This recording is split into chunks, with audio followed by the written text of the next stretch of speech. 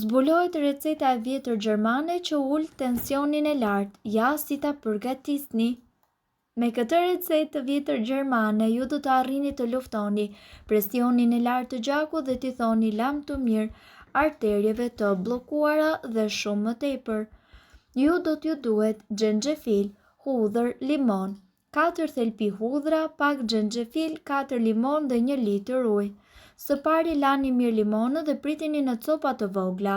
Pas kësaj shtoheni në blender bashkë me hudhra, xhenxhefilin dhe limonin.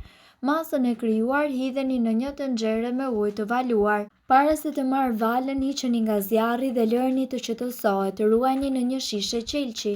Prania e limonit do të neutralizojë erën e pakëndshme të hudrave, prandaj mos u shqetësoni për këtë.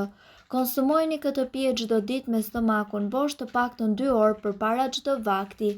Gjithmonë tundeni shishen përpara përdërimit.